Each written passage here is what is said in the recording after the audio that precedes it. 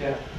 Then I suppose it seems to me that the background in filmmaking is bound to, and it does inform the work that you do without the camera. It's still a branch of the proscenium arts. There's still a divide between the people coming to it and the activity that's taking place that the art is doing.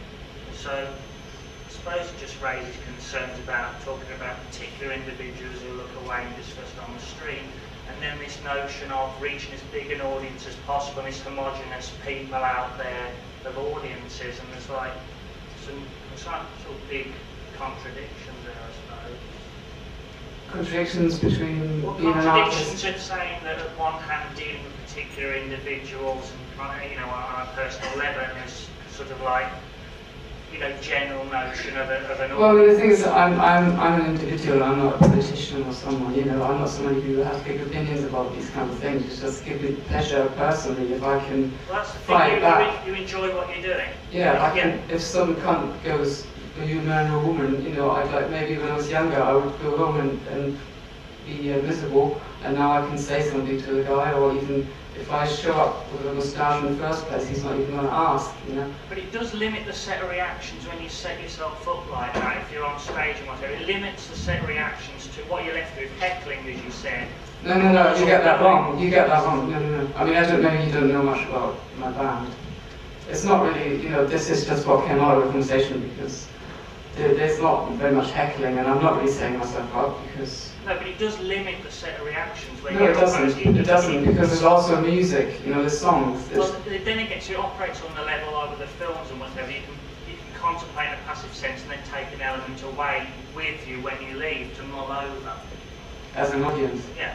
Yeah. Like you would with a film to a certain extent. Yeah, well, that's not... You know. You can contemplate in a passive sense and then take an element away with you when you leave to mull over. As an audience? Yeah. Yeah. Like you would with a film to a certain extent. Yeah, well, that's not, you know, so what's the point, sir?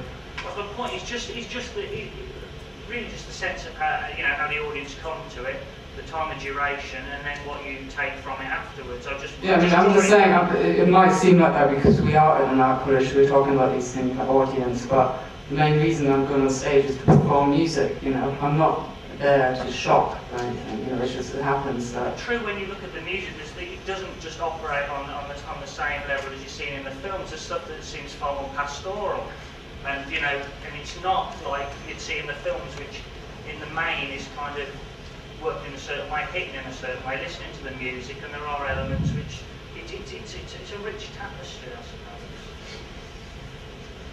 Yeah. The work is a rich tapestry. Okay. Let's go back and think about that.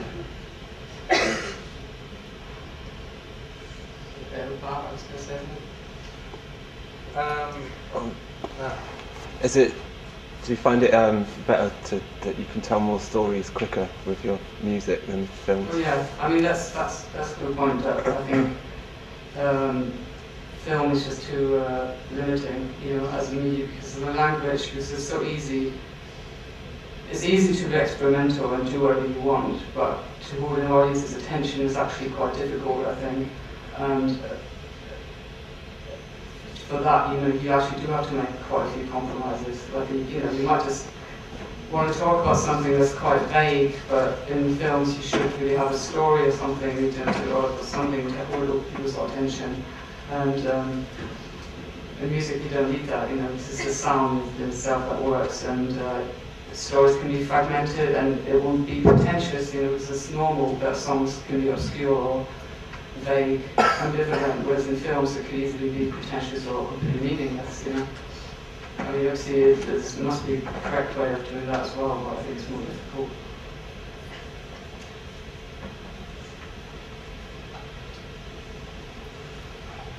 So, yeah, I was just intrigued how your visit here came about today. It was Barbara Gaston, who I've known for a few years. He was showing